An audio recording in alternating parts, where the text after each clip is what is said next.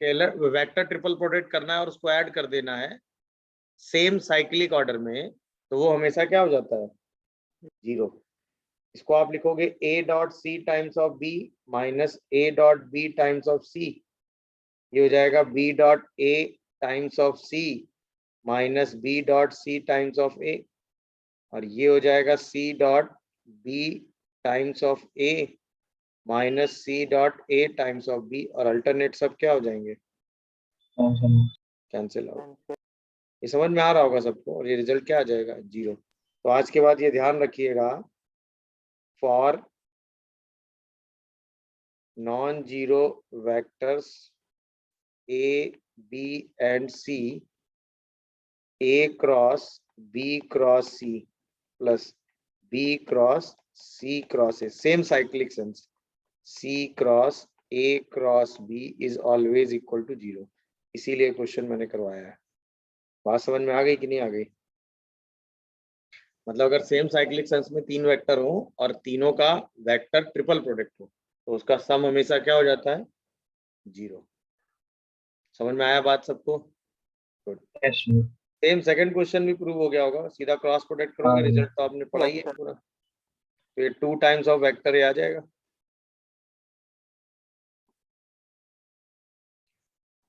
दिखा कि नहीं सेकंड वाले में?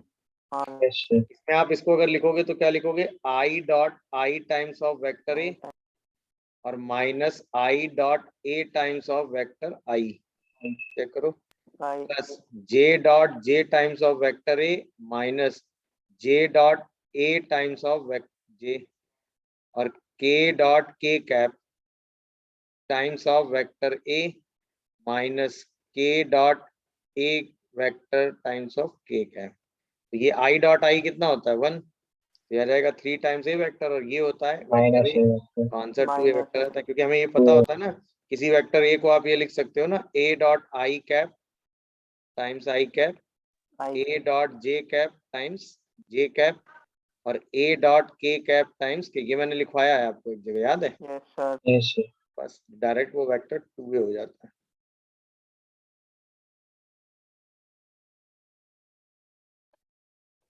ये रिजल्ट आपने पढ़ाई है तो कोई दिक्कत आपको है नहीं, समझ गए होंगे सब लोग। सेकंड वाला भी आसान था, सीधा वही स्केलर ट्रिपल प्रोडक्ट लगाना था। चलो थर्ड का क्या स्टेटस है, कर पाए? अच्छा, अगर कोई वेक्टर ए के पैरेलल है तो इसका मतलब वेक्टर क्या लिखा होना चाहिए, लैम्डा। लैम्डा है, मतलब जो वेक्टर लिखा हुआ है वो lambda times of A vector होना चाहिए। हमें ये प्रूव करना है। बीसीडी कैसे वेक्टर है, नॉन कोप्लेनर, नॉन यानी ये जो वेक्टर है वो ए के पैरेलल होना चाहिए। कोई वेक्टर ए के पैरेलल कब होगा, सोचो सबको। यानी कि सबसे पहले तो एक माइनस कर लो कॉमन, तो क्या बनेगा, ये C cross D cross A cross B. Minus क्यों कॉमन किया है, बात फील आई होगी सबको, बोलो भाई क्यों मैंने माइनस कॉमन किया है, समझ में आया कि नहीं? क्योंकि हमें क्रॉस प्रोडक्ट लगाने के लिए वैसे लिखने की आदत होनी चाहिए ना। अरे मैं जो कहना चाह रहा हूँ क्या आप लोग समझ पाए, why we are taking minus common? अच्छा, अब माइनस अगर आपको एडजस्ट करना है तो सी क्रॉस डी, ये मैं आपको करने के लिए बता रहा हूँ। यहां से अगर हम एक माइनस कॉमन करेंगे तो ये बी क्रॉस ए बन जाएगा। क्या मैं जो लिख रहा हूँ वो बाकी लोगों को समझ में आ रहा है? क्रॉस डी क्रॉस ए। अब अगर हम इसका क्रॉस प्रोडक्ट ओपन करें, याद है आपने कल की क्लास में पढ़ा था क्या, ये वाला रिजल्ट की, A cross B cross C cross D, इसको आपने क्या लिखा था, A B D box of into C vector minus A B dot of D vector. ये हमने सी और डी के टर्म में लिखा, क्या हम इसको ए और बी के टर्म में भी लिख सकते हैं, वही माइनस कॉमन करके? Yes sir. अब सोचो इसको आप क्या लिखोगे, C D A times of B vector minus C D B times of A vector. समझ में आया होगा सबको? फिर आगे क्या लिखोगे, plus D B A times of C vector minus D B C times of A vector plus B C A times of D vector minus B C D times of A vector. ध्यान से देखो, ए vector के साथ क्या common है? Box of B C D. Same cyclic sense है, B C D B C D B C D. तो हमें कह सकते हैं -3 times of B C D into A vector. अच्छा, बचा हुआ वेक्टर क्या है? C D A times of B vector plus D B A times of C vector plus, आगे बताओ, B C A times of D vector. यहां तक कोई कंफ्यूजन हो तो अपनी बात बोलो। अब अगर हम ये प्रूव कर दें कि ये जो है ए वेक्टर है, यानी lambda times of A vector है, तो ये रिजल्ट पूरा ए वेक्टर के टर्म में आ जाएगा, क्योंकि यहां तक इतना तो ए वेक्टर में आ ही गया है। कितने लोग पूरी कहानी समझे क्या हुई? बोलो भाई, क्या यहाँ तक बोली गई बात सबको समझ में आ रही है? Yes sir. अच्छा, अब याद करो, अगर 3 वेक्टर नॉन कोप्लेनर है तो किसी भी वेक्टर को, भाई हमने यही तो लिखा, ए वेक्टर को बी सी डी के टर्म में लिखना है, और बी सी डी कैसे वेक्टर है? Non coplanar. और आपने कल की क्लास में पढ़ा था ना कि अगर 3 वेक्टर नॉन कोप्लेनर हैं, B C D are non coplanar, lambda times B cross C plus तो हम नहीं, आप ए वेक्टर को लिख सकते हो बी सी डी के टर्म में। कैसे? Lambda times of B, mu times of C and delta times of D. अब ध्यान से सुनना मेरी बात, बी वेक्टर का जो कोफिशिएंट है उसमें ए है और साथ में क्या है? सी और डी। ये जो बॉक्स है ये बेसिकली लिखा हुआ है A dot C cross D. कितने लोगों को ये बात समझ में आती है? बोलो हाँ या ना। Yes sir. तो अगर मैं इस पूरे वेक्टर में लैम्डा निकालना चाहता हूं, तो जैसे मैं फॉर लैम्डा कहूं तो मैं इस पूरे वेक्टर को क्रॉस प्रोडक्ट ले लेता हूं, किससे? सी क्रॉस डी से। अरे बोलो, अगर मैं सी क्रॉस डी से क्रॉस प्रोडक्ट लूं तो ये क्या बनेगा? A dot C cross D, sorry dot product ले लेता हूं,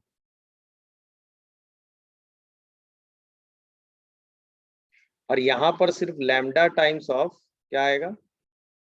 बोलो, B dot C cross D.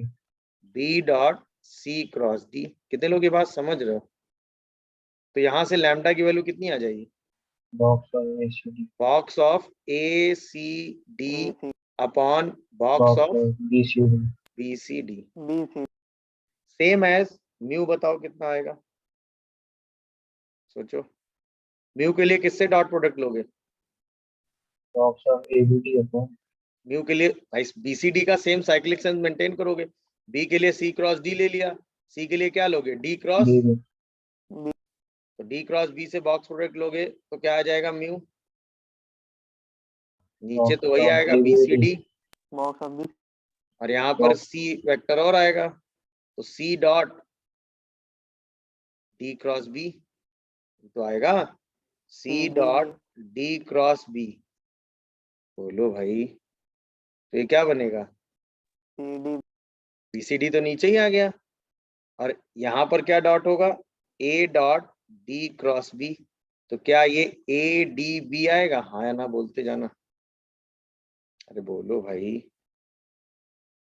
नहीं समझे म्यू के लिए क्या किया मैंने? कंफ्यूज हो गए होगे तुम। म्यू के लिए किससे डॉट प्रोडक्ट लोगे? D cross B. मैं लिख देता हूँ वरना कंफ्यूज हो जाओगे। म्यू के लिए आप डॉट प्रोडक्ट लेने वाले हैं किससे? डी क्रॉस बी से। तो इक्वेशन क्या बनेगी? A dot D cross B. अच्छा, ये जीरो बचेगा सिर्फ क्या? ये इक्वेशन सॉल्व करने का टेक्निक है, ध्यान रखिएगा इस टेक्निक को। डी क्रॉस बी, तो म्यू की वैल्यू कितनी दिख रही है? ए डी बी का box upon box of B C D. अच्छा, अब तो सेम एज डेल्टा बता दोगे तुरंत। डेल्टा क्या आएगा? डेल्टा डी छोड़ दो, क्या बचा? B C. तो इसका मतलब डेल्टा की वैल्यू कितनी आएगी? Box of A B C, और नीचे तो सेम ही आएगा box of B C D. क्योंकि किससे क्रॉस लोगे, बी क्रॉस सी से। अब आपने लैम्डा म्यू डेल्टा निकाल लिया, तो आप सोचो ए वेक्टर आप क्या लिखने वाले हो, 1 box of B C D common, और अंदर क्या बच रहा है बोलो, पहले बी वेक्टर लिखोगे, पहला आएगा box of A C D times of B, B फिर box of A A B times of C, फिर box of A B C times of D. अब ध्यान से देखो, सुनो, इसी की वैल्यू हमें यहां रखनी थी, चेक देखो, C D A, C D A same हो गया, सी के साथ क्या है A D B, A D B, D के साथ क्या है ए बी सी, डी के साथ क्या है ए बी सी। तो यही वैल्यू यहाँ रखनी है कि नहीं रखनी है, यस सर, जैसे ये वैल्यू यहाँ रखोगे, ये है -3 times of box of B C D times of A, ये आ जाएगा box of B C D times of A, ultimately क्या बचेगा -2 box of B C D times of A. तो क्या पैरेलल आ गया, यस यही चीज तो लैम्डा हो गई हमारे लिए, तो इसका मतलब वेक्टर किसके पैरेलल हो गया, एक है। तो समझ में आया, 3 वेक्टर अगर नॉन कोप्लेनर है तो किसी भी एक वेक्टर को उन 3 वेक्टर के टर्म में लिख सकते हैं, और उसकी वैल्यू निकालने के लिए आप एक को छोड़ के बाकी दोनों के क्रॉस से मल्टीप्लाई करते रहोगे तो उसकी वैल्यू भी आ जाएगी। क्या ये टेक्निक समझ में आई? लास्ट आप पूछो पूछो पूछो। तो बाय 3 भी एक आएगा ना ऊपर वाली क्वेश्चन के हिसाब से, बाई 3 क्यों, ये लास्ट में एकदम, ना ना इतने की वैल्यू रखी है हमने, ये ए टाइम्स ऑफ दिस नहीं, तुम क्या कह रहे हो पूछो। Yes sir yes sir yes sir yes sir, हमने इसको तो टच ही नहीं किया ना, ये तो ए के टर्म में आ ही गया है, हमें इसको sir. ए के टर्म में लिखना था, यानी बी सी डी के टर्म में ए की वैल्यू लिखनी थी, ए के टर्म में बी सी डी, ये तो दिख ही रहा ना, ये वेक्टर बी सी ऐसा है जिसके लिए बी सी डी तीनों नॉन कोप्लेनर है, और 3 वेक्टर अगर नॉन कोप्लेनर है तो किसी भी एक वेक्टर को उन 3 वेक्टर के लीनियर रिलेशन में लिख सकते हैं, मैंने आपको कल बताया ही है। उस लीनियर रिलेशन को कैसे हैंडल करना है वो मैंने आपको सिखा दिया। समझ में आ गया क्वेश्चन, कोई दिक्कत आ रही हो तो बोलो। No, अच्छा sir. क्वेश्चन था, 2-3 चीजें सीखने वाली थी वो आपने सीख ली। याद है कल लास्ट में मैंने एक स्टेटमेंट आपको लिख के दिया था, वो स्टेटमेंट इंपॉर्टेंट था एक्चुअली। मैंने आपको एक स्टेटमेंट लिखा था ना कि अगर 3 वेक्टर आपको दिए हो तो उसके टर्म में आप किसी भी वेक्टर को रिप्रेजेंट कर सकते हैं, ये वाला।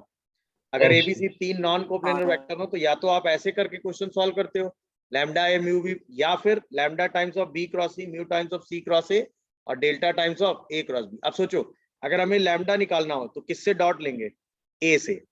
अगर हमें म्यू निकालना हो तो किससे डॉट लोगे, बी से। अगर हमें डेल्टा निकालना हो तो किससे डॉट लोगे, सी से। यहाँ पे अगर हमें लैम्डा निकालना हो तो किससे डॉट लेंगे, बी क्रॉस सी से। बी क्रॉस सी से बेटा, तभी तो ये दोनों जीरो हो पाएंगे, यस क्योंकि हमें एक कांस्टेंट निकालने के लिए बाकी 2 कांस्टेंट हटाने पड़ेंगे, यानी बाकी 2 कांस्टेंट में ऐसी चीज से डॉट प्रोडक्ट लेना है जिससे बाकी 2 कांस्टेंट क्या हो जाए, जीरो। समझे कि नहीं? गुड, ये एम होता है, एक कांस्टेंट निकालने के लिए ऐसी टर्म से मल्टीप्लाई करो जिससे बाकी 2 कांस्टेंट क्या हो जाए बेटा, जीरो। बस वही एम लगा के सिंप्लीफाई कर सकते हैं। क्या ये बात हमें समझ में आ रही है? पहली बात क्या, अगर हमें प्रूव करने को कहा जाए कोई वेक्टर किसी के पैरेलल है तो सिंपल एम है ए इक्वल टू लैम्डा बी, मतलब हमको अगर जैसे कोई वेक्टर ए के पैरेलल है तो बस हमें ये दिखाना है कि वो वेक्टर लैम्डा टाइम्स ऑफ ए लिखा है, lambda is a real number. दूसरा एम क्या है, अगर हमें ये किसी एक 3 नॉन कोप्लेनर वेक्टर दिए हैं और एक वेक्टर को उन 3 वेक्टर के टर्म में लिखना है, तो लिखने का तरीका क्या होगा, lambda A mu B plus delta C, या lambda B cross C plus mu C cross A plus delta A cross B. Lambda mu delta निकालने के लिए हम ऐसा कॉन्सेप्ट यूज करेंगे जिसमें डॉट प्रोडक्ट ऐसी क्वांटिटी से लेंगे कि एक क्वांटिटी को छोड़ के बाकी 2 जीरो हो जाए, डॉट प्रोडक्ट से आंसर। प्रोसेस समझ में आ रहा होगा सबको, नहीं आ रहा?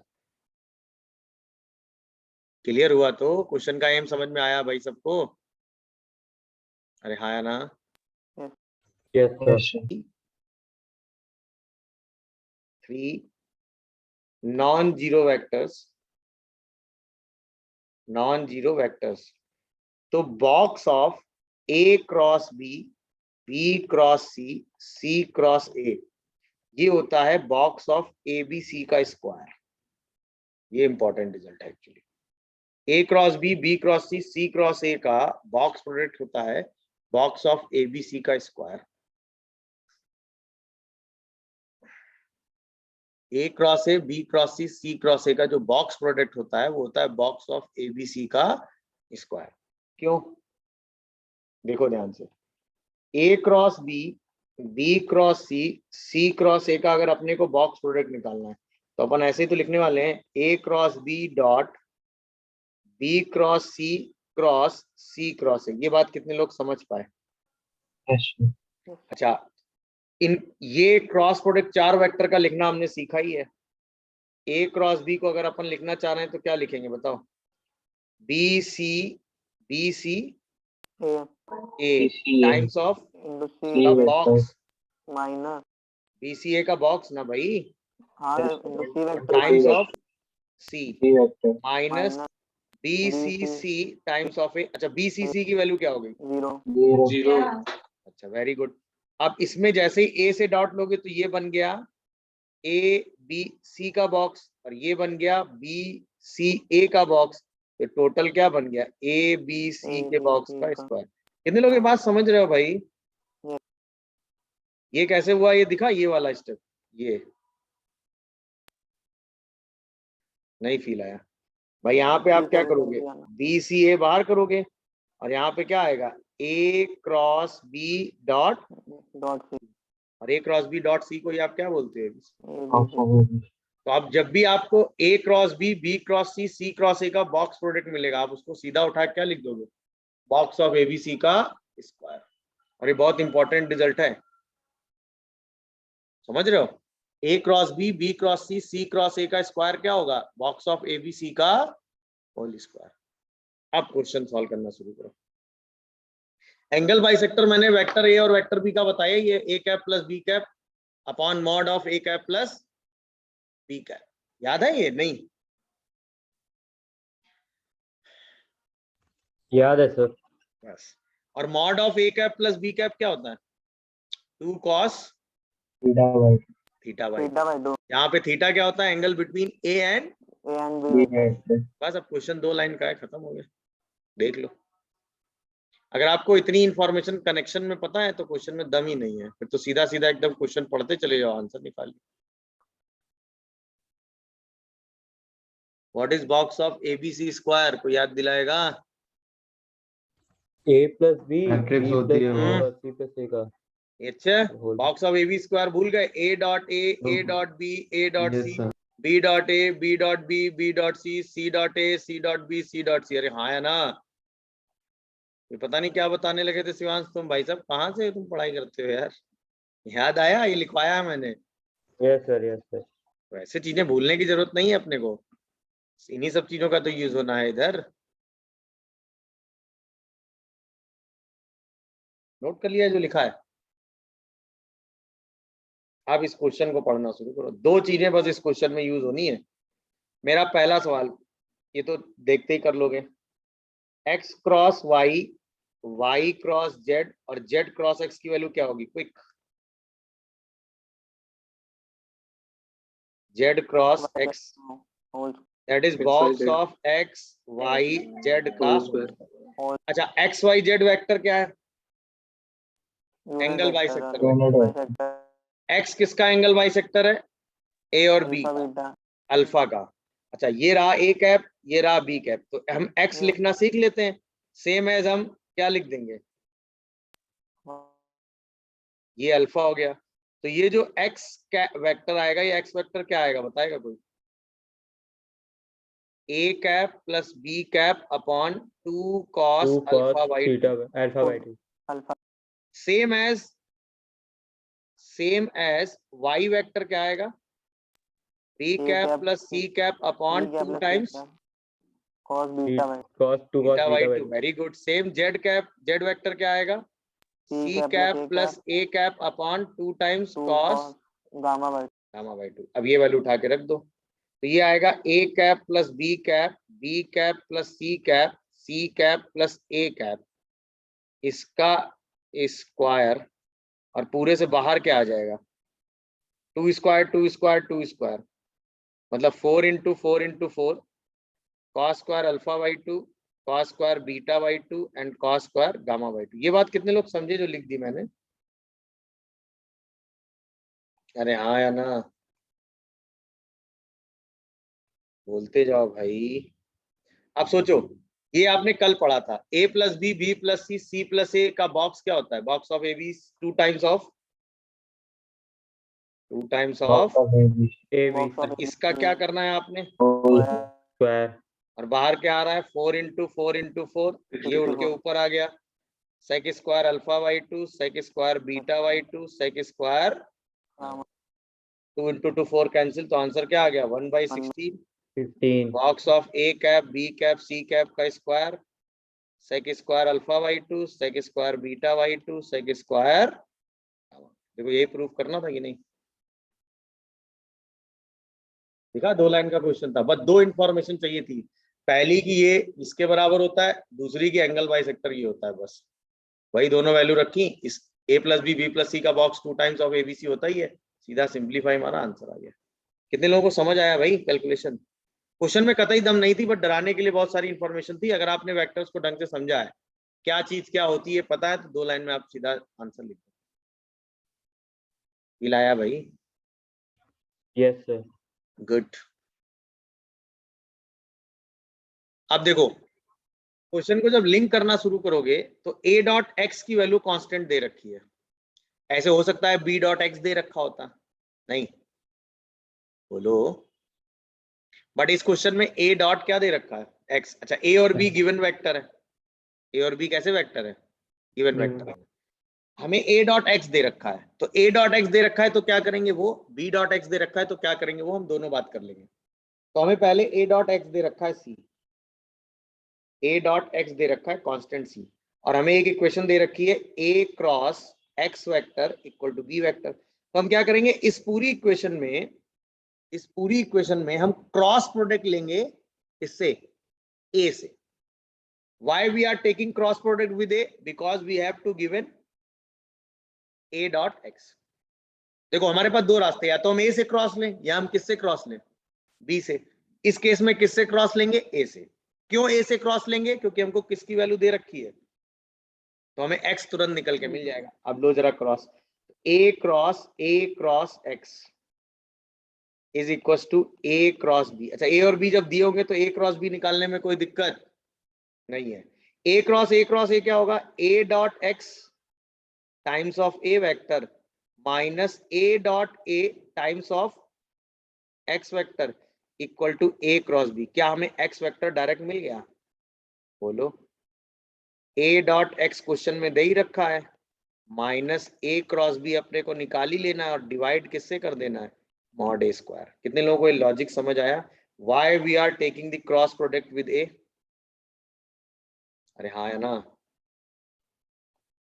अच्छा सोचो, अगर हमें b डॉट एक्स दिया होता तो क्या करते? और यहाँ लिखा होता a cross x vector equal to b vector. तो अब हम किससे क्रॉस प्रोडक्ट लेते हैं? b से क्रॉस प्रोडक्ट लो, क्या आएगा? b cross a cross x is equal to b cross b। b cross b भाई साहब कितना हो जाना था? 0 अब लेते तो क्या आ जाता? b dot x times of a vector minus b dot a times of x vector is equal to, 0। यहाँ से x वेक्टर डायरेक्ट क्या आ जाता? b dot x times of a by. मेरी बात समझ रहे हो कि नहीं? मैं जो समझाना चाह रहा हूँ। तो गिवन इन, अच्छा a और b क्वेश्चन में क्या होंगे? Given vector. मेरी बात समझे कि नहीं? बोलो। अच्छा, इस केस में b डॉट सी नहीं दिया रहे, हो सकता है सेम क्वेश्चन में। क्यों? क्योंकि a डॉट b क्या है? a डॉट b क्या है? 0। इसलिए इसमें b वाला रिजल्ट नहीं दिया गया है। मेरी बात समझे? हो सकता है a और b 2 वेक्टर हो और ये चीज ना दी हो, तो b वेक्टर पूछा जा सकता है कि नहीं? b डॉट एक्स देके। अरे बोलोगे। तो इसमें एक रास्ता तो ये था, इसी क्वेश्चन को करने का दूसरा रास्ता था, वो थोड़ा लेंदी है, इसीलिए ये रास्ता हमने बनाया है और आपको यही रास्ता सीख के यूज करना है। दूसरा रास्ता आप ऐसे भी जा सकते थे अगर ए और बी और ए क्रॉस बी देखो भाई, ए वेक्टर ये है, बी वेक्टर मान लो ये है, तो ए क्रॉस बी उसके परपेंडिकुलर है कि नहीं है, और ए और बी भी आपस में कैसे हैं, परपेंडिकुलर। ये तीनों वेक्टर कैसे हो गए, mutually perpendicular. Non coplanar mutually perpendicular vector, just like I J K. तो हम किसी वेक्टर एक्स को क्या एज्यूम कर सकते हैं, lambda A mu times B and delta times A cross B, फिर लैम्डा म्यू डेल्टा निकाल लेंगे। लैम्डा निकालने के लिए किससे मल्टीप्लाई करोगे, सोचो, ये दोनों बस जीरो हो जाए,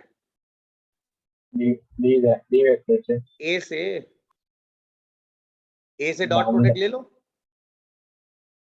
यस हाँ सर, ना, ए डॉट बी तो जीरो दिया है ना, yes sir, yes sir. A dot B zero, A dot A cross B zero, lambda निकल आएगा। मतलब इसका दूसरा मेथड अगर आप करना ही चाह रहे हो तो ऐसे करेंगे, फॉर लैम्डा किससे डॉट प्रोडक्ट लेंगे,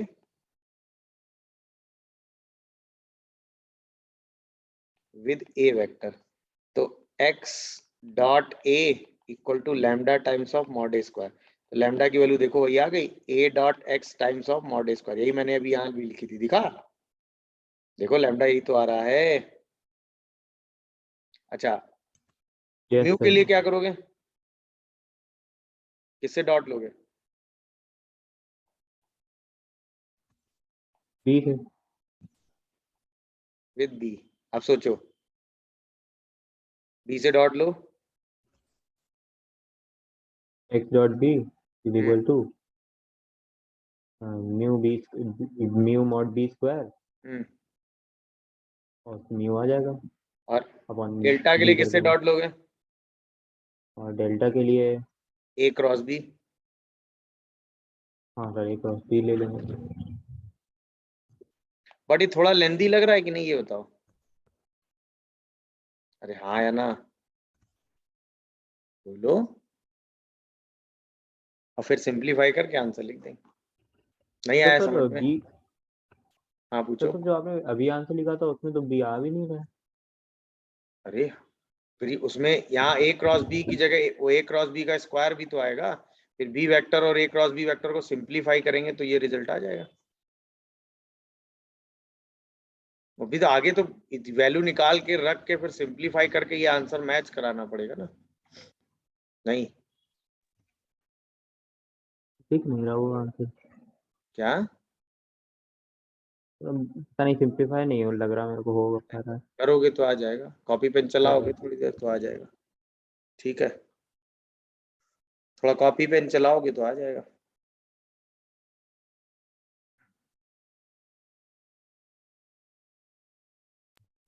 भाई आपको पूरा आंसर में डिनोमिनेटर में मॉड ए स्क्वायर चाहिए, एक बार यहाँ मॉड ए स्क्वायर आ रहा होगा, इस वाले में मॉड बी स्क्वायर आ रहा होगा, अगले वाले में mod of A plus B square आ रहा होगा, yes sir, mod of A plus B square को लिखोगे mod A square mod B square.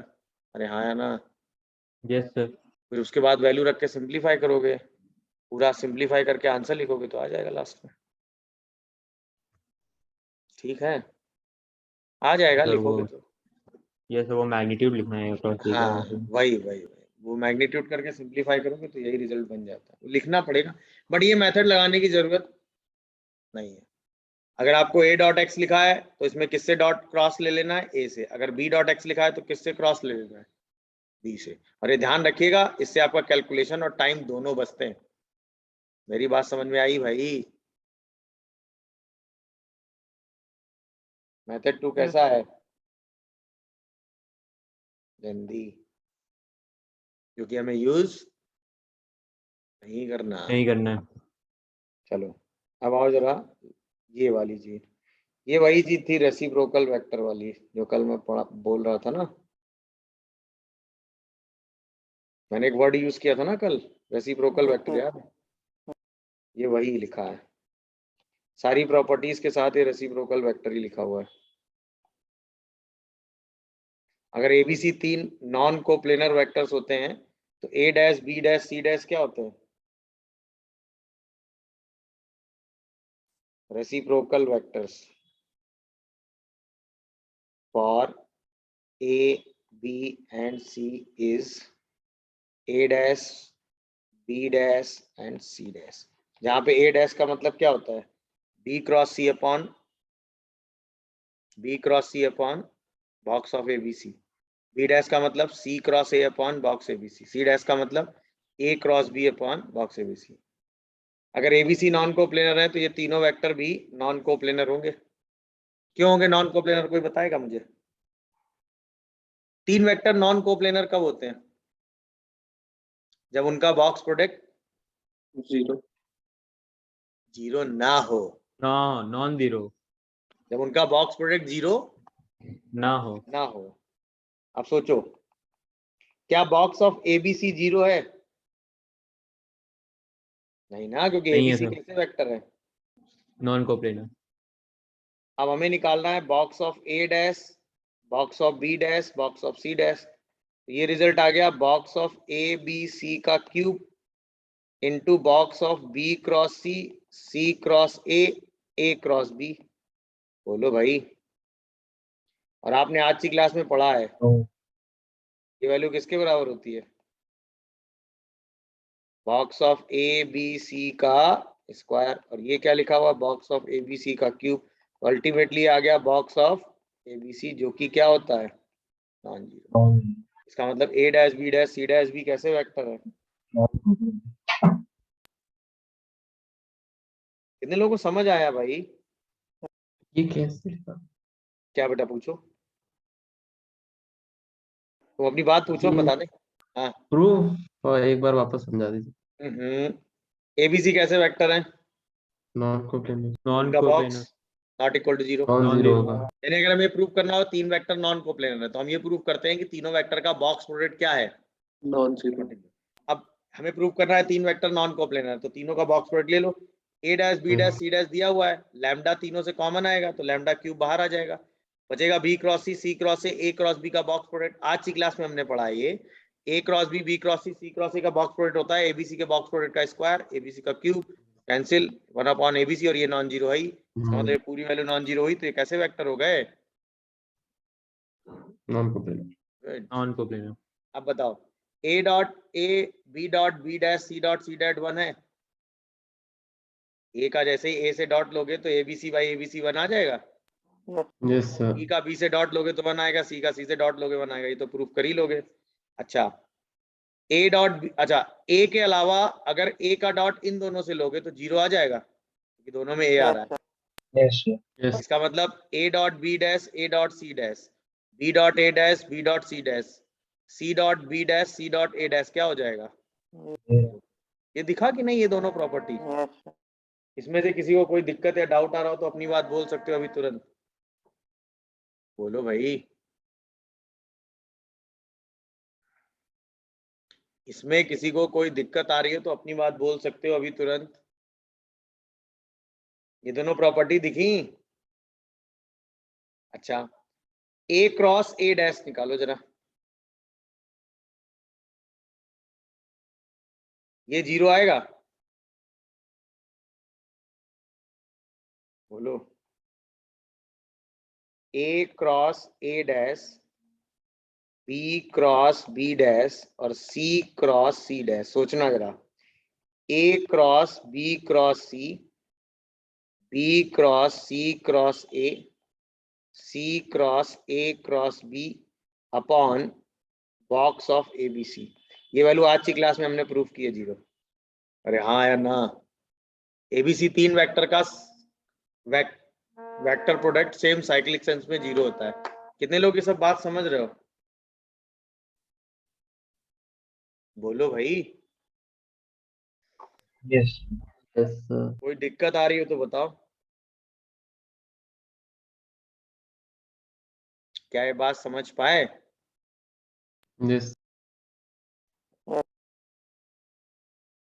अब सोचो A cross B cross C cross A तीनों कैसे वेक्टर हैं?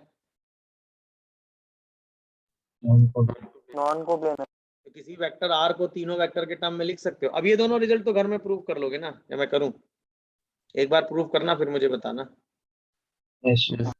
तो ये पूरा जो बॉक्स है ना ये रेसिप्रोकल प्रॉपर्टीज का ही है। रेसिप्रोकल वेक्टर क्या होते हैं?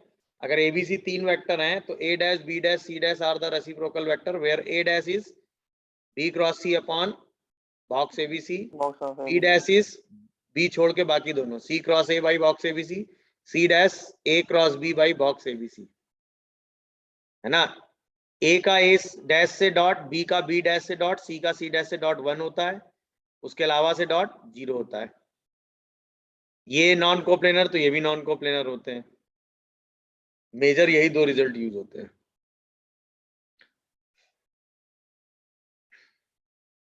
देख लीजिए, कोई डाउट आ रहा हो तो बताइए।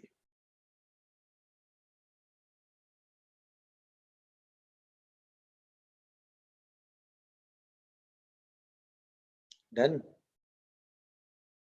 बाकी दोनों रिजल्ट प्रूफ कीजिएगा, आसान से ही हैं, हो जाएंगे वैसे।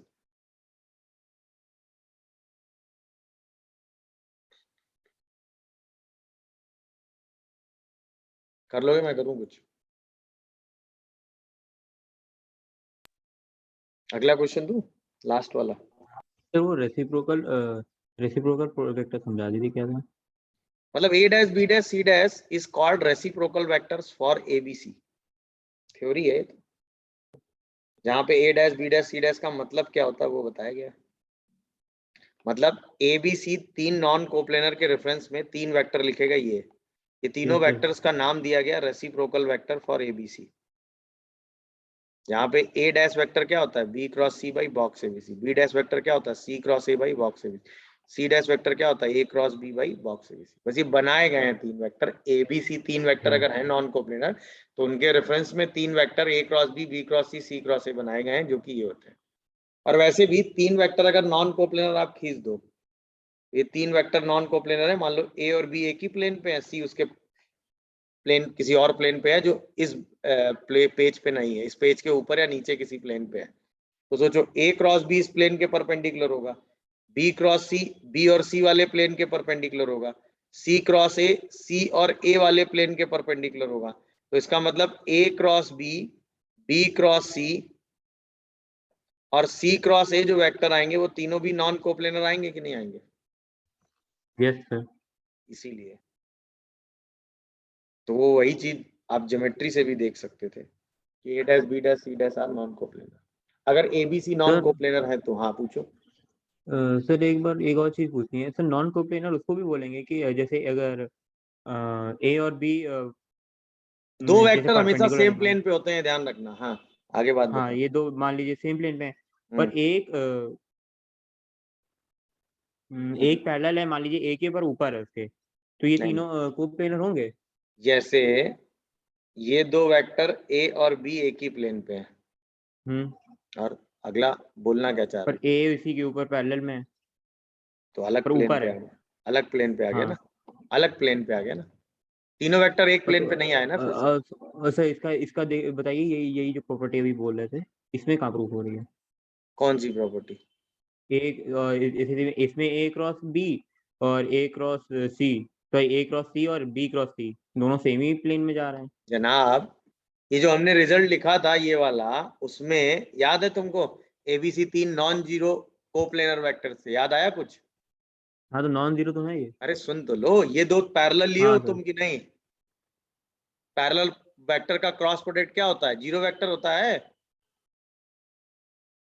मतलब पैरेलल नहीं लेना था मेरे को सर, उसके ऊपर लेना था बस। हाँ, अगर पैरेलल ले लोगे तो वो नॉन जीरो वेक्टर्स नहीं बचे ना, और नॉन जीरो वेक्टर्स नहीं बचे तो नॉन कोप्लेनर कैसे लिखाओगे?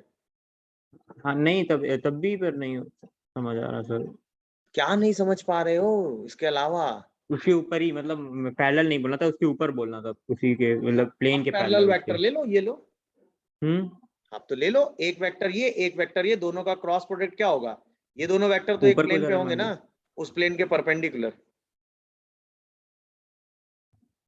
अरे भाई एक अरे वेक्टर हाँ ये है सर, हाँ तिरछा, सर, हाँ एक सर। वेक्टर ये है, दोनों को कंटेन करने वाला एक प्लेन बनेगा कि नहीं? वो दो वेक्टर उस हाँ प्लेन के यस। परपेंडिकुलर हो जाएगा, खत्म। Yes sir, yes. वो तो अंडरस्टूड है ना? नहीं दिखा कि नहीं वो प्लेन, ये रेड वाला, यस सर, दिख इसमें गया। दोनों वेक्टर आ गया और इसके परपेंडिकुलर वो वेक्टर चला गया। हाँ सर। और ऐसे ही इन दोनों को लेके एक प्लेन बनाओगे इसके परपेंडिकुलर, ऐसे इन दोनों को लेके एक प्लेन बनाओगे उसके परपेंडिकुलर, तीन नॉन कोप्लेनर वेक्टर्स आ गए, वैलिड हो गई थ्योरी। हाँ सर, वैलिड है। मैं अब गलत तुम समझ सोचो रहा कि था हम इसी के क्वेश्चन। पैरेलल बना दें तो वैसे इनका क्रॉस प्रोडक्ट जीरो हो जाना है, तब तो बात ही खत्म होगी ना। तो वो जीरो वेक्टर बन जाना है, फिर वो एग्जिस्टेंस में नहीं आएगा। ठीक है, यस सर। चलो ये सब विजुअलाइजेशन का ही खेल है, उससे ज्यादा ये तो कल क्लास में कराया भाई साहब, ये तो देखते ही बता दोगे। ए का बी और सी से एंगल बताना है, दो वेक्टर के बीच का अगर हमें एंगल निकालना है तो उनका डॉट या क्रॉस प्रोडक्ट चाहिए, और ये तो हमें डायरेक्ट यहां से दिख ही रहा है, याद है, A dot C times of B minus A dot B times of C equal to half B vector. इसका मतलब A dot C is half and A dot B is zero. A और बी के बीच का angle 90, 90 degree, ए और सी के बीच का angle 60 degree. 60 degree. लोग समझे भाई? यस बट इसमें एक चीज ये मेंशन होनी चाहिए थी कि pair of two vectors is non collinear, ये मेंशन होना चाहिए क्वेश्चन में।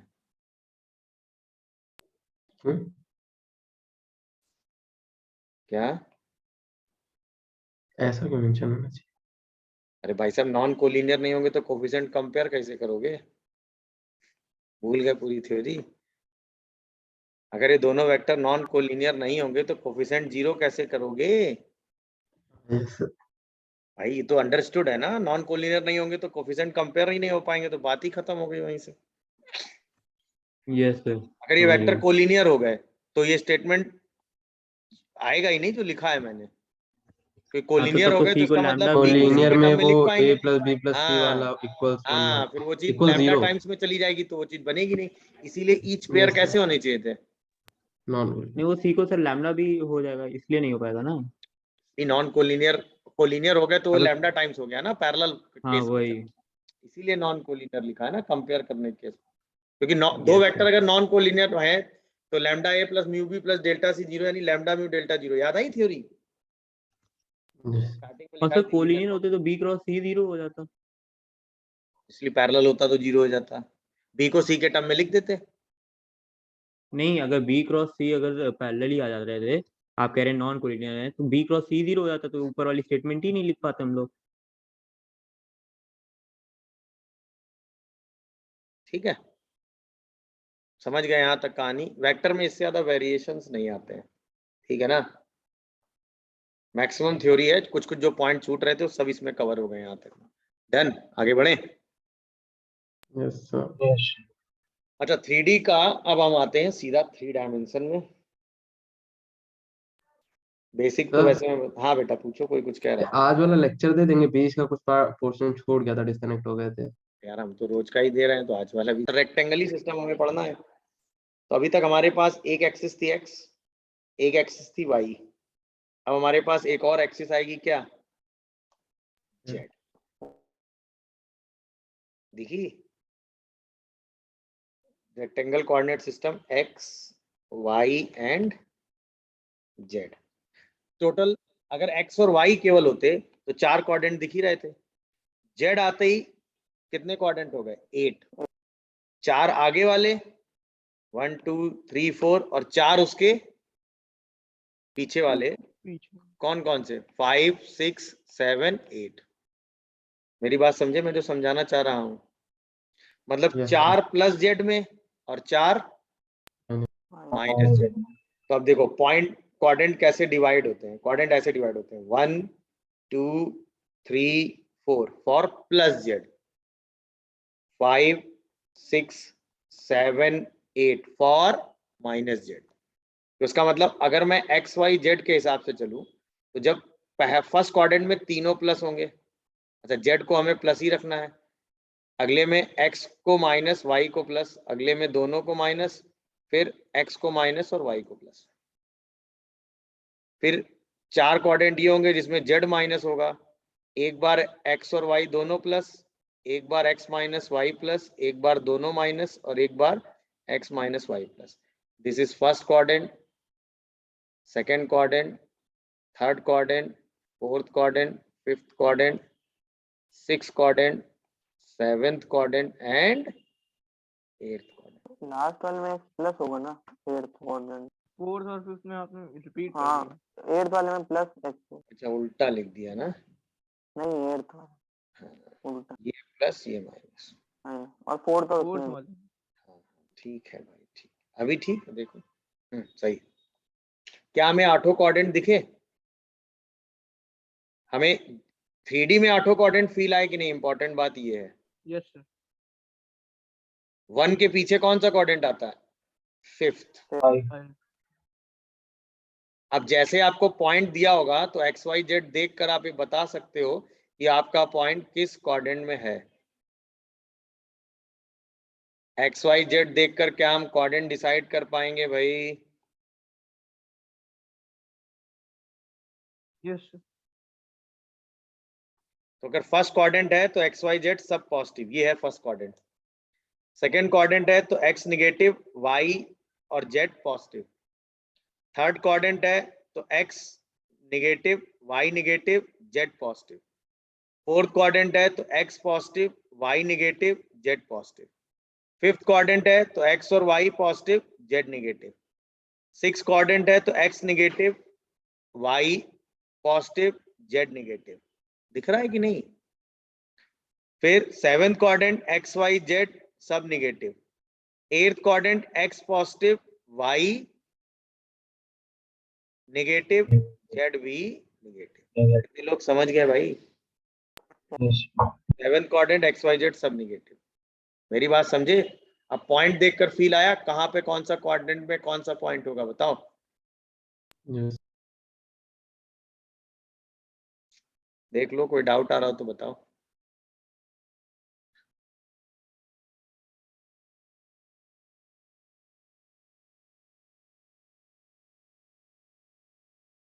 आज सिर्फ 3 डायमेंशन का बेसिक समझेंगे। 3 डायमेंशन में क्या चीजें इंपॉर्टेंट है। कल से प्लेन और लाइन शुरू करेंगे। कल भी क्लास लेंगे हम, ठीक है?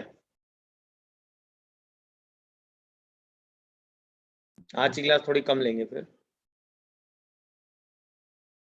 देख लो, किसी को कोई डाउट आ रहा हो तो बताओ।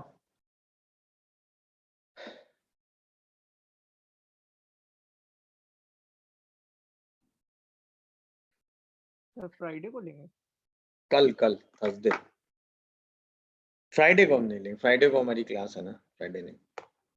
चलिए, लिख लिया ना सबने? अब अगर हमें कोई point x comma Y comma Z draw करना है, वैसे तो एक बार मैंने आपको ड्रॉ करके बताया है, बट अब एक्चुअल कोऑर्डिनेट में कैसे ड्रॉ होता है इसकी बात करते हैं। ये हो गया x y x और ये क्या हो गया z। अब हमें ये पॉइंट ड्रॉ करना है x comma Y comma Z. तो ये रेफरेंस हो गया ओरिजिन। यहाँ से पहले x डिस्टेंस जाएंगे, दिखा सबको। फिर यहाँ से इसके पैरेलल y डिस्टेंस आएंगे, दिखा होगा सबको। और मान लो हमें z डिस्टेंस आगे की तरफ जाना है, तो हम यहाँ से फिर आगे की तरफ क्या जाएंगे, z डिस्टेंस, जितना भी आगे जाना होगा। सपोज यहाँ तक ये हो गया x, ये हो गया y और ये हो गया z एक्सिस के parallel z।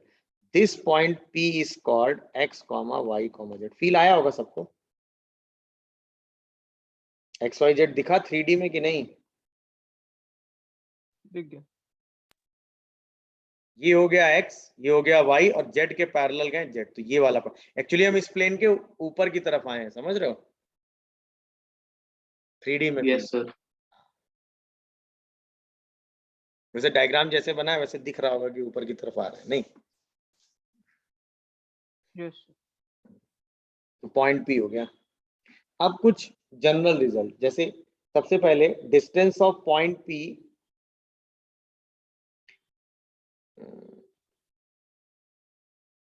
distance of point P from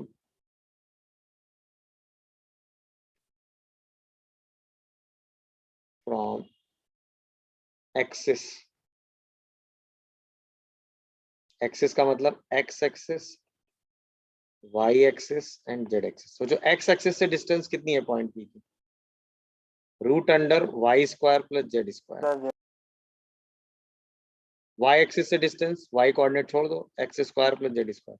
z से distance x square plus y square. Common sense. x axis ये रहा, इससे अगर हमें डिस्टेंस निकालनी है पॉइंट की तो हमें ये वाली डिस्टेंस चाहिए, हाँ या ना? यस अच्छा, इस वाली डिस्टेंस के लिए हम क्या करेंगे, इसको ज्वाइन कर लेंगे। यस सर अरे हाँ है ना भाई, एक्स एक्सिस से हम पॉइंट की एक्स एक्सिस से डिस्टेंस है तो यही हुई ना। Yes sir. बात कितने लोगों को समझ आ रही है भाई? Yes sir. बताओ एक्स एक्सिस से पॉइंट की डिस्टेंस कितनी हुई? सॉरी, पॉइंट की एक्स एक्सिस से डिस्टेंस अगर हमें निकालनी तो ये डिस्टेंस चाहिए ना। हाँ अंडर हाँ हाइपोटेन्यूज तो रूट अंडर क्या हो गई? y Z square square plus Y square and Z square. Z square. कितने लोग समझ रहे हो भाई? समझ आया डिस्टेंस? अच्छा सोचो, पॉइंट पी की डिस्टेंस हमें निकालनी है from coordinate planes.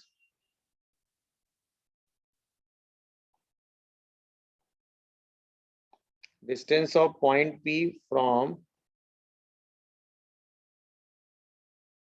Coordinate planes. तो एक्स वाई प्लेन से डिस्टेंस कितनी होगी? Z Z x mod Z. z होगी वाई जेड प्लेन से mod mod X mod Mod x Z x plane से mod Y mod y very good.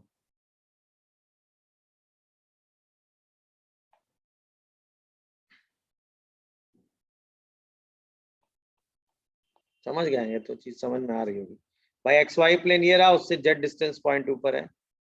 Y Z plane ये रहा, उससे point x distance आगे है। जेड एक्स प्लेन ये रहा, अरे बोलो, उससे पॉइंट वाई डिस्टेंस ऊपर है। हो गया तो डन। अच्छा, distance of point P from origin वो तो चलो भी निकालेंगे ही। Root under X square Y square Z square is not a big task. अब हम अगला स्टेटमेंट पढ़ेंगे, image of point, mirror image मतलब image of point P x comma Y comma Z from axis. तो X axis, Y axis and Z axis. X से जब mirror image लोगे तो क्या होगा? सोचो, एक्स को मिरर बनाओगे तो पॉइंट जितना ऊपर होगा उतना नीचे आएगा, पॉइंट जितना आगे होगा उतना पीछे जाएगा। इसका मतलब एक्स को छोड़ के बाकी दोनों कोऑर्डिनेट चेंज माइनस हो जाएंगे। वाई वाला माइनस वाई हो जाएगा और जेड वाला माइनस जेड। अगर हमें एक्स से मिरर इमेज निकालनी है तो x comma minus y comma minus Z.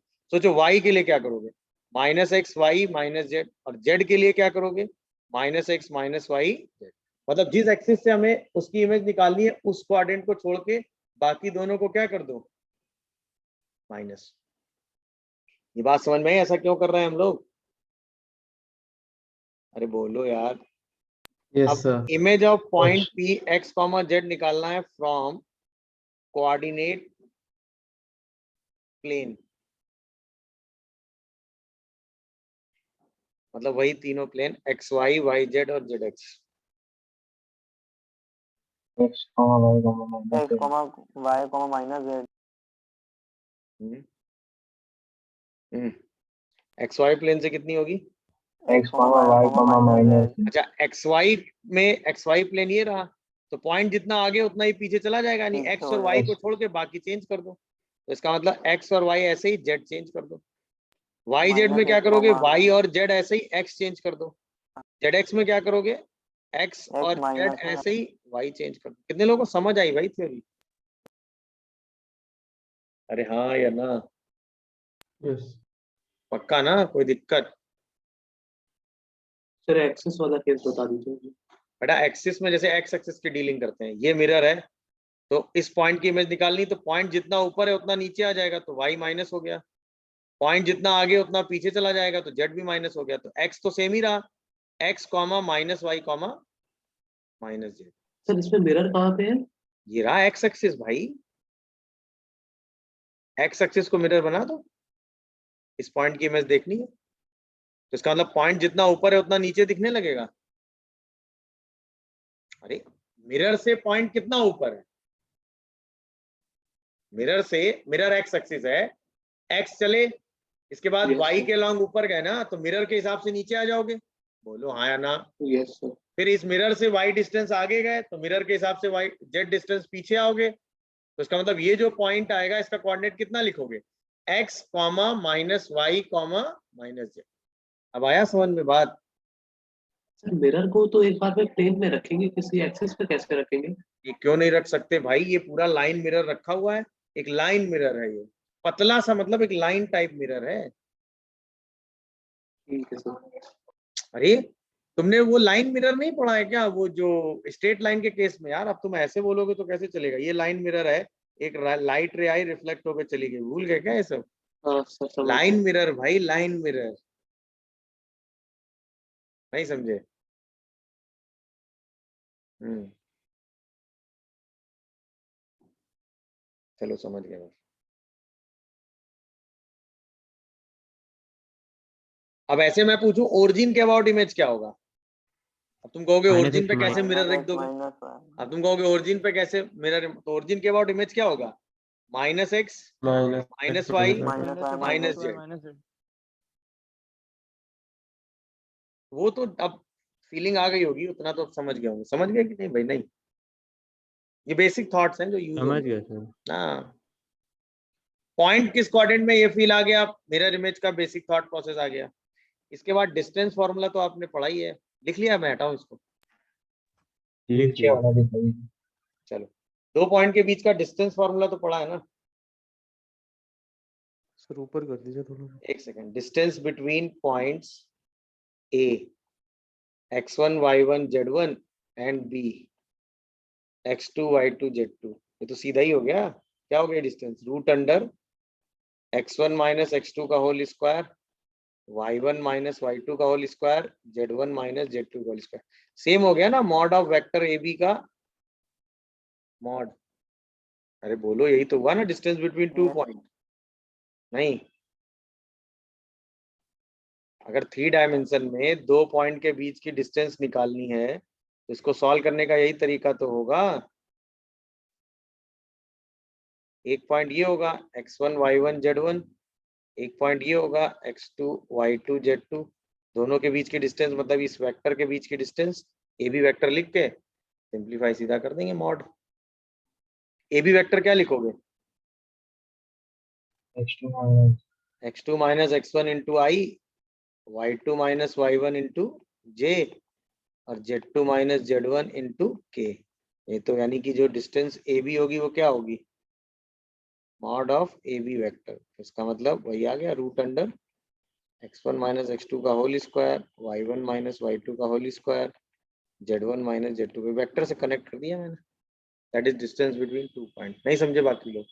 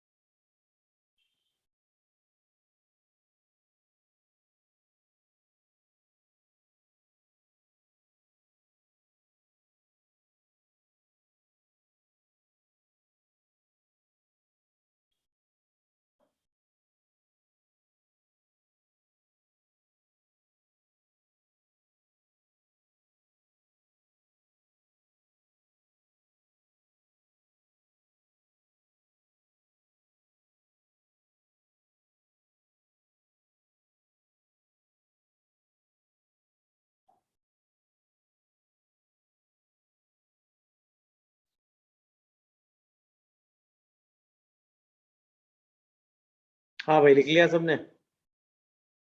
Yes sir. Yes.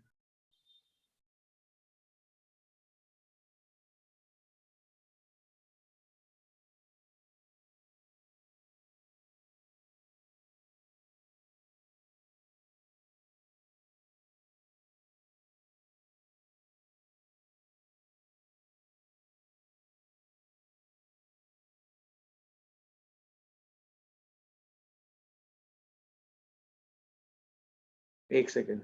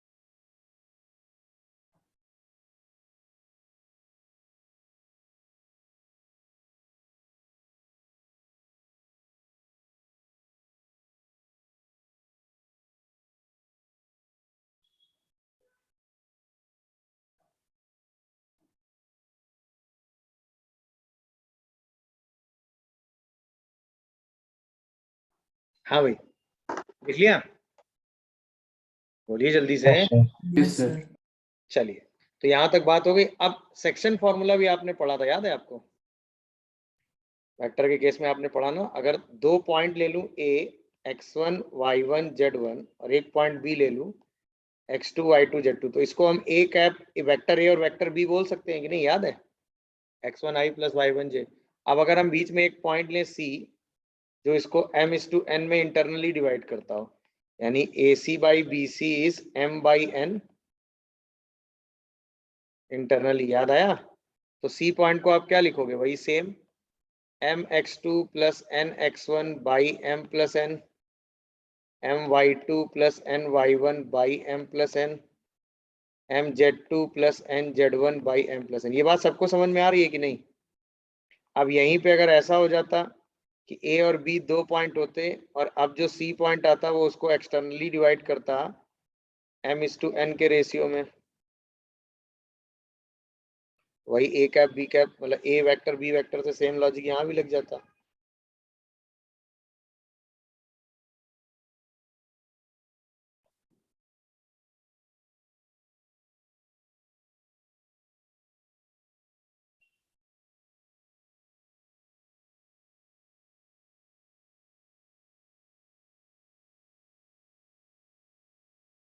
हाँ भाई, समझ में आ गया कि नहीं?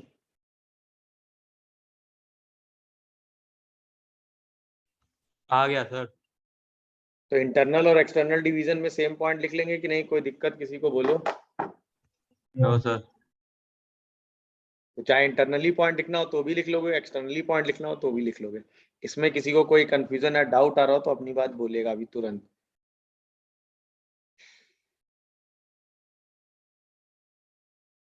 डन है यहाँ तक? कोई दिक्कत? लिख ये हो गया कौन सा formula? Section formula.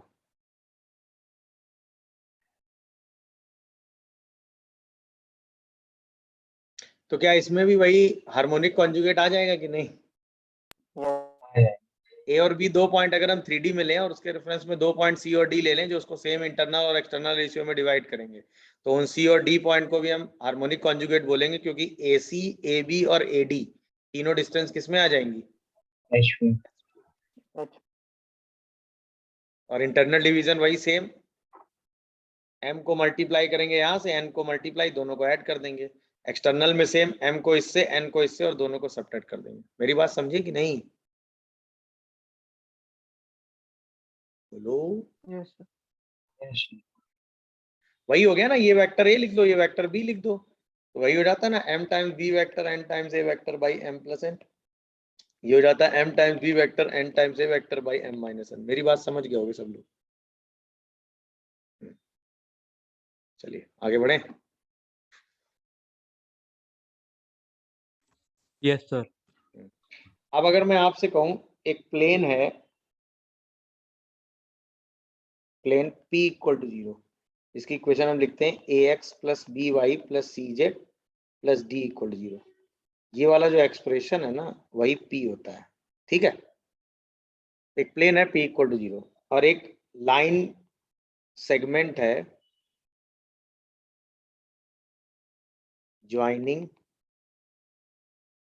Point a x1 y1 z1 and b x2 y2 z2।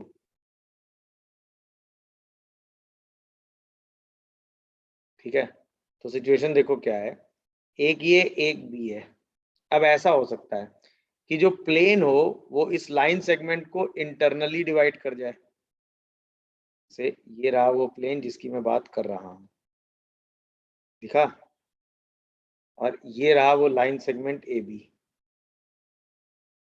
कितने लोगों को लाइन सेगमेंट ए बी दिखा? तो ये इस जो प्लेन आया वो इस लाइन सेगमेंट को इंटरनली डिवाइड कर रहा है, किस रेशियो में ये बताना है। नहीं समझे मेरी बात? Yes sir. ये भाई पीवी टाइप आएगा। तो जो रेशियो आता है, रेशियो इन विच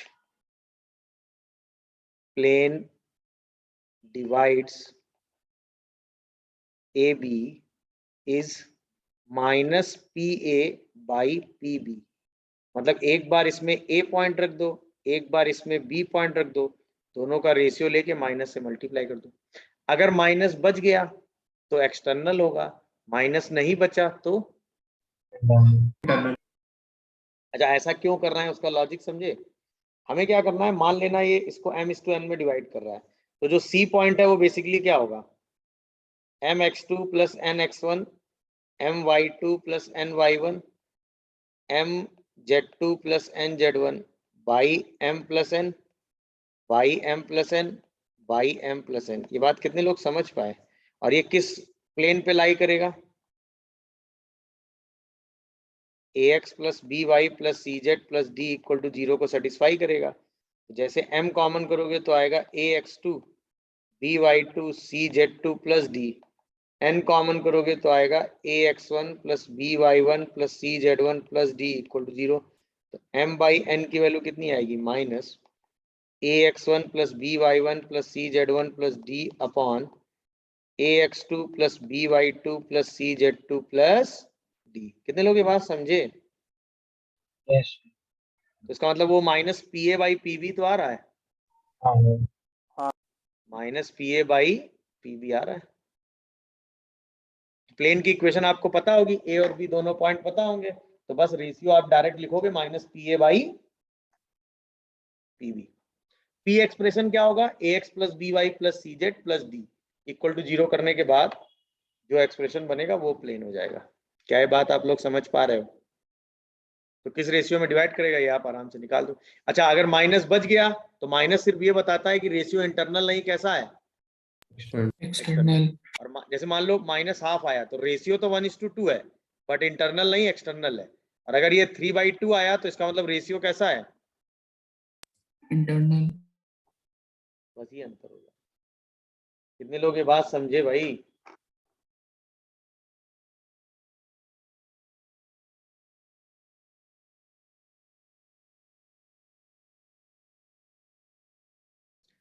देख लीजिए, कोई डाउट आ रहा हो तो बताइए।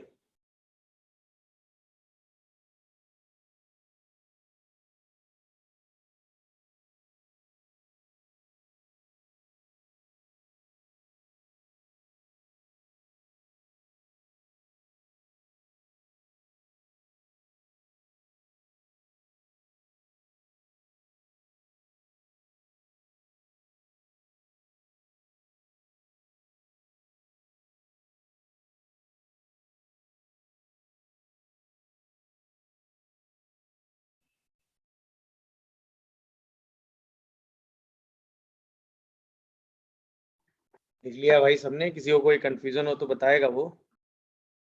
डन है, आगे बढ़े? लिख रहे हैं। एक सेकंड रुको जरा, एक आध कुछ क्वेश्चन ले ले जरा। अगर आपसे मैं पूछूं तो रेशियो क्या होगा, सीधा सीधा minus P A by P B. ये वाला एक्सप्रेशन हो गया P, ये पॉइंट हो गया A, ये पॉइंट हो गया B। तो आंसर आएगा -4 -12। नहीं, हाँ प्लस प्लस आ रहा है। एक सेकंड, अभी देख, अभी बताते हैं। 3 × 2 6 -15 -4 + 6, ये आ गया आपका -14 आ रहा है क्या? प्लस ऊपर प्लस 14 आ रहा है और नीचे -7। माइनस नहीं -14 आ रहा है नीचे,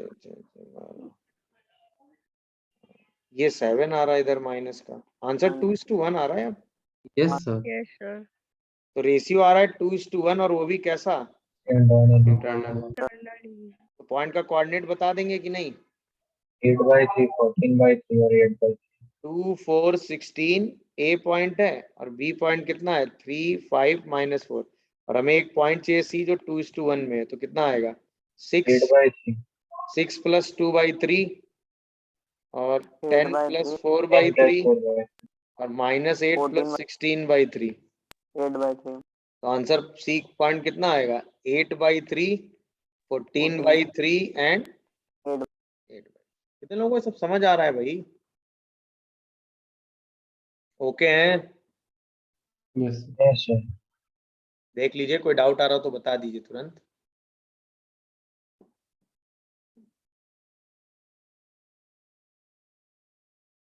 डन। हाँ चलिए, अब एक ये वाला क्वेश्चन और करेंगे, पैरेललोग्राम वाला। बाकी तो सब आप कर ही लोगे।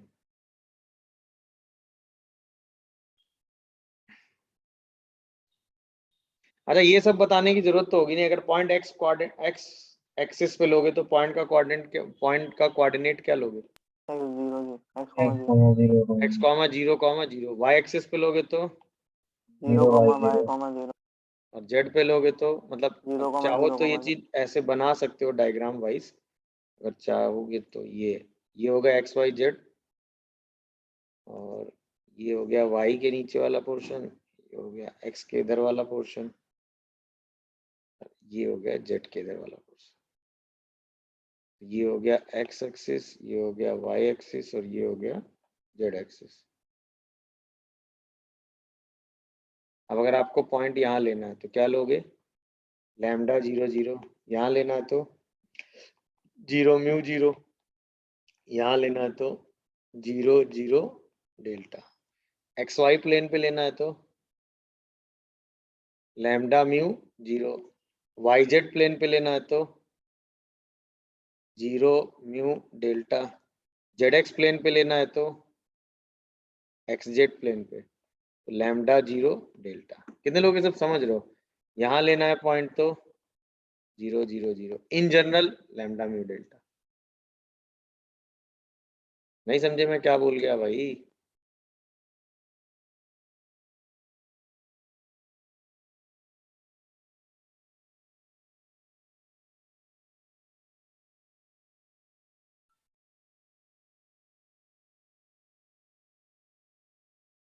क्लियर है? तो जहां आपको जैसा पॉइंट मानना होगा उसके हिसाब से वो पॉइंट आप एज्यूम कर लेंगे। कर लेंगे तो डायग्राम बना लीजिए तो आइडिया रहेगा।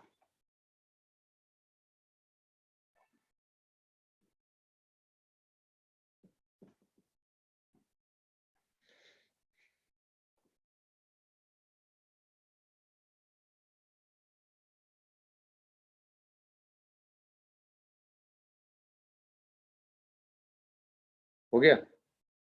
बना डायग्राम की नहीं?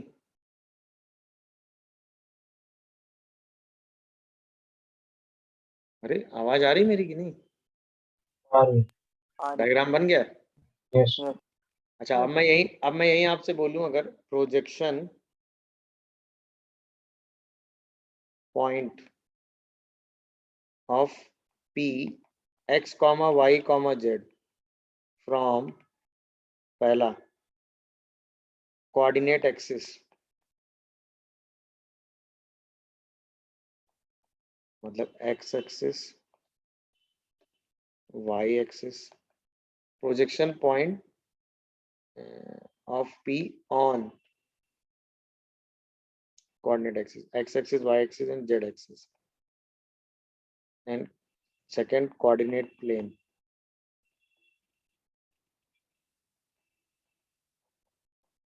प्रोजेक्शन का मतलब परपेंडिकुलर होता है। बात फील आती है सबको?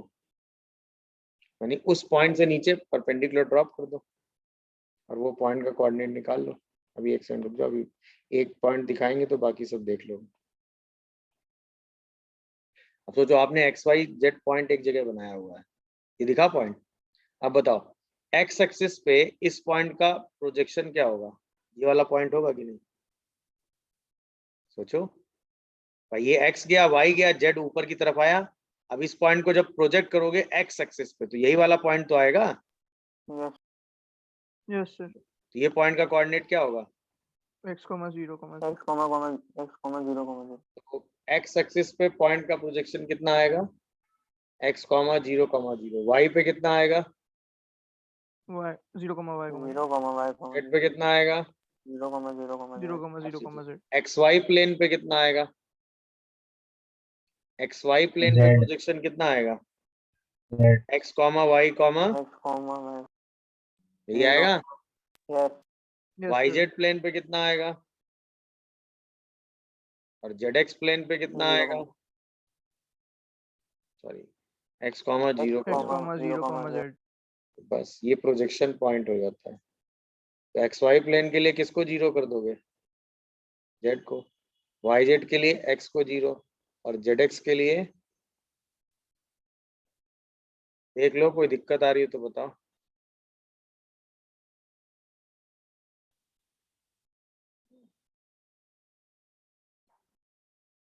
अरे हाँ है ना?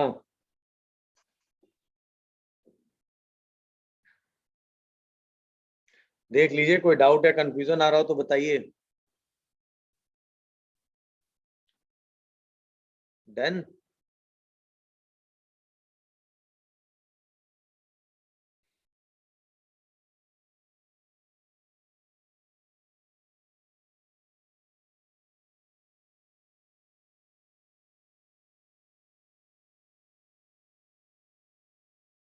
नोट कर लिया है सबने? Yes. चाहो तो ये वाला डायग्राम, हाँ बेटा पूछो, कुछ कह रहे हो तुम लोग? नहीं, नीचे वाला देख रहे थे। एक सेकंड, इस डायग्राम को चाहो तो नीचे यहाँ बना सकते हो, तो ध्यान रहेगा, है ना? कनेक्ट रहेंगी चीजें, क्या हो रहा है।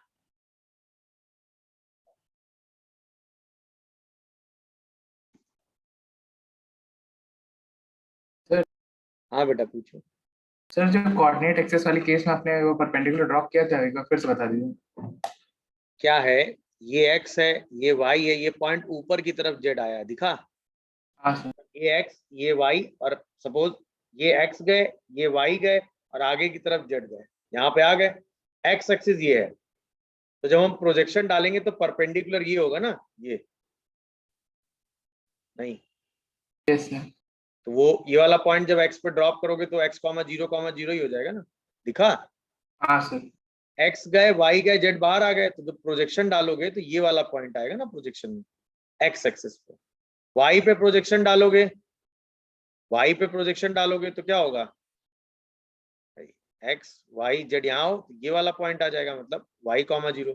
z पे प्रोजेक्शन डालोगे तो ये जहां पे z आगे होगा ये वाला पॉइंट आ जाएगा, तो z डिस्टेंस पे। नहीं समझे? समझ गए। ये y डिस्टेंस पे, ये x डिस्टेंस।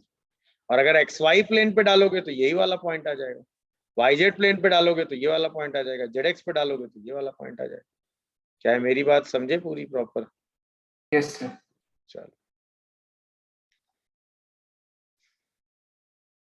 डन। अब ये क्वेश्चन करो जरा।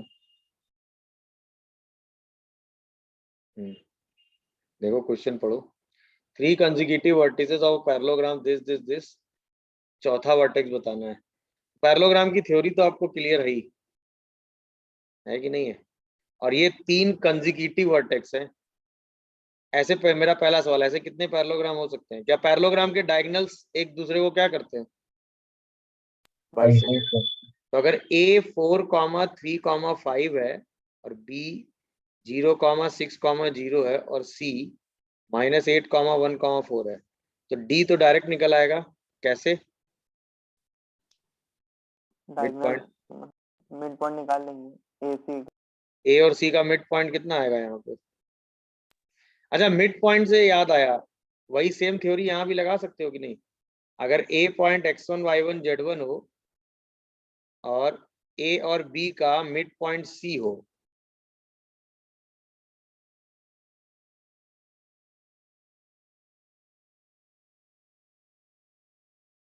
और C पॉइंट हो x2 y2 z2 और आपको B निकालना हो, तो याद है कैसे करते हैं, इसका ट्वाइस माइनस दिस, इसका ट्वाइस माइनस, तो 2x2 minus x1 2y2 minus y1, याद आ रहा है कि नहीं, yes sir, 2z2 minus z1। तो आप इक्वेशन फर्जी नहीं बनाते हैं अल्फा बीटा गामा 1 के अल्फा प्लस x1 वो सब नहीं, डायरेक्ट। तो सोचो ये वाला मिड पॉइंट कितना आएगा इस केस में, -2,2,9 p कितना आएगा, एक्सटर्नल डिवीजन नहीं तो लगाया, क्या बेटा, ऊपर एक्सटर्नल डिवीजन ही तो लगाया। लेकिन बार बार वो अल्फा बीटा गामा मान के एक्सटर्नल डिवीजन निकाल के निकालो, या इसका ट्वाइस माइनस दिस, इसका ट्वाइस माइनस दिस, इसका ट्वाइस माइनस दिस, जल्दी हो गया ना काम, नहीं लगाया एक्सटर्नल डिवीजन, नहीं क्या कह रहे हो, एक्सटर्नल से ही तो लिखा है, वो अल्फा बीटा गामा तो इंटरनल में मानना पड़ता है ना। तो अल्फा बीटा गामा मान के इससे तो डायरेक्ट पॉइंट्स निकल आएंगे ना, अगर एक्सटर्नल लगाएंगे तो। अच्छा तुम ये कह अल्फा रहे हो बीटा में रेशियो, इक्वेशन अरे तो हम समझ गए भाई, तुम कह रहे हो रेशियो 2:1 ले लिया ना एक्सटर्नली, हाँ, हाँ ठीक है, बात वही हो गई। अगर मैं अल्फा बीटा गामा मानता तो मैं लिखता ना alpha plus x1/2 is x2, तो अल्फा निकालता 2x2 माइनस x1, वही चीज मैंने डायरेक्ट लिख दिया। ठीक है मैं समझ गया तुम्हारी बात, तो तुम एक्सटर्नल से कह रहे हो 2:1 लेके, अरे हाँ है ना, यस हाँ ठीक चलेगा, कोई दिक्कत हो गया। तो अभी तो पी पॉइंट क्या होगा, -2,2,9 -2,2,9/2, 9/2 देख लो सही लिखा है, तो बताओ डी पॉइंट क्या आएगा, -4, -4, इसका ट्वाइस -2 इसका ट्वाइस, 9 अच्छा ये तो एक आया, सोचो क्या ऐसे ही बन सकता, ऐसे नहीं बन सकता क्या, Yes. ABC 3 वर्टेक्स ले लो, ये पैरेललोग्राम नहीं है क्या, बताओ, देखो, अरे हाँ है ना, सोच के जवाब देना। AC डायगोनल पे मतलब एक साइड, हाँ एक बार हमने इसको डायगोनल ले सकते हैं, अभी भी तो ये 3 कंजिक्यूटिव वर्टेक्स ही तो हैं, हाँ यस सर। नहीं है क्या, है, अच्छा, और एक बार इसको भी डायगोनल ले ही सकते हो, AB को, नहीं एक बार AB को डायगोनल लेके भी तो लिख ही सकते हो। यस सर, 3 कॉन्जिक्यूटिव हैं वो, क्या बेटा फिर से बोलो, A C B जो आपने अभी पैरेललोग्राम बनाया वो कॉन्जिक्यूटिव था,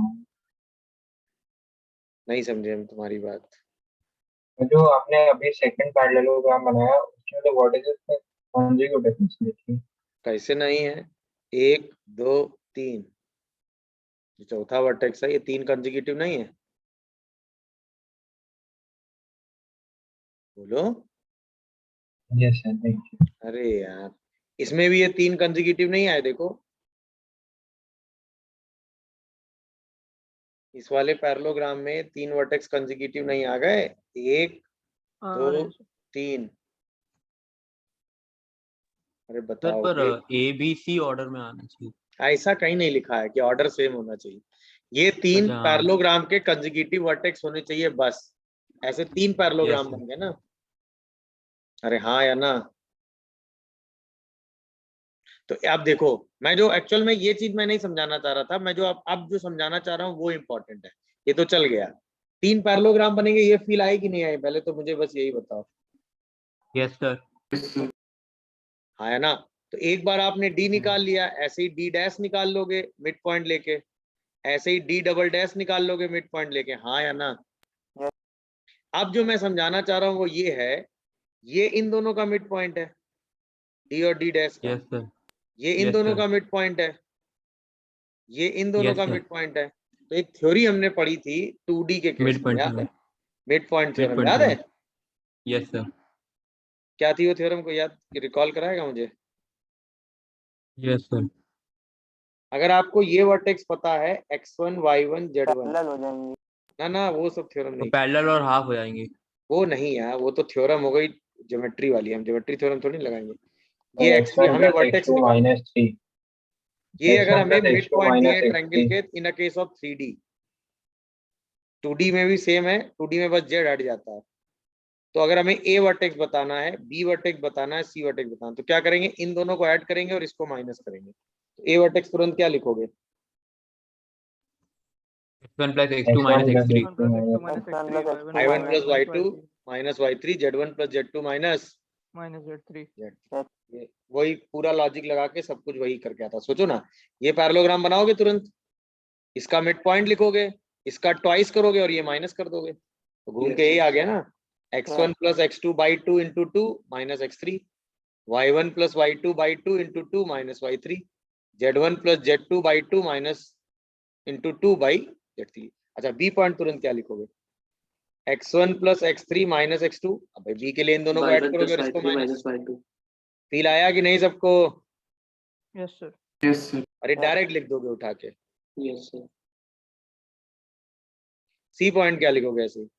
x2 plus x2 x3 plus minus x3 x1, minus x1 y2 plus y3 minus y1, z2 plus z3 minus। अच्छा, काम हमने वही किया है जो हमने कैलकुलेशन ऊपर सीखा है पैरेललोग्राम में, मिड पॉइंट थ्योरम वही लगाया है, बट थोड़ा सा हमने क्या लगा दिया है, कैलकुलेशन को ऑब्जर्व करके एक कॉन्सेप्ट में चेंज कर दिया है। समझ में आया कि नहीं? बस ये जो डी ई एफ होने चाहिए, ये क्या होने चाहिए? पॉइंट। हाँ,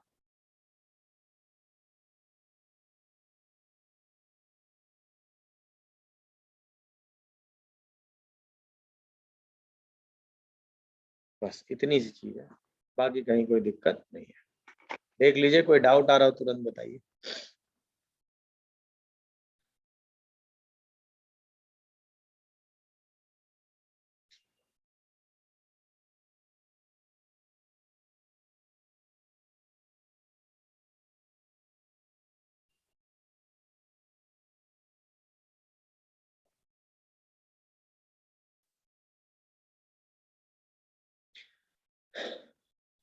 हो गया?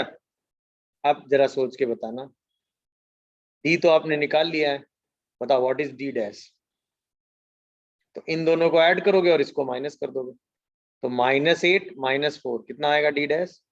-12। minus 12 1 plus 6 7 minus 3 4 4 plus 0 minus 5 -1।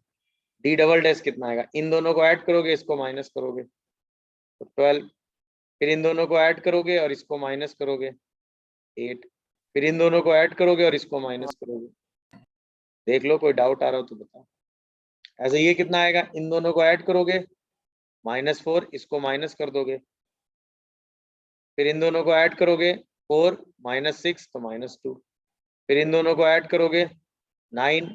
देखो यही आंसर था, वो पैरेललोग्राम के सारे एंड हमने एक उसमें निकाल दिए एक फ्लो में। कितने लोग थ्योरम समझे? और ये पैरेललोग्राम फील आया कि नहीं ये बताओ? कंसेक्यूटिव वर्टेक्स के केस में एक ये पैरेललोग्राम बन सकता है, एक बार ये वर्टेक्स लेके ये पैरेललोग्राम बना सकते हो, एक बार ये वर्टेक्स लेके ये पैरेललोग्राम। टोटल कितने पैरेललोग्राम ऐसे बनेंगे जिसके 3 कंसेक्यूटिव वर्टेक्स एबीसी होंगे? कितने बन जाएंगे? क्योंकि एबीसी के 3 साइक्लिक ऑर्डर हो गए ना, एबीसी, सीएबी और बीसीए। नहीं समझे क्या बोल गया? एबीसी, बीसीए और सीएबी, 3 आ गए पैरेललोग्राम। अरे हाँ या ना? तो ये सारे पैरेललोग्राम बन गए, उसके हिसाब से निकालिए। तो वो चारों पैरेललोग्राम बनने के केस में ट्रायंगल बन जाता है, उसके जो पॉइंट्स आते हैं वो मिड पॉइंट बन जाते हैं, इसलिए ये काम हो जाता है। क्या ये बात आप लोगों को समझ में आई? क्लियर हुआ सबको? किसी को कोई कंफ्यूजन हो तो पूछो, अभी तुरंत पूछिए भाई।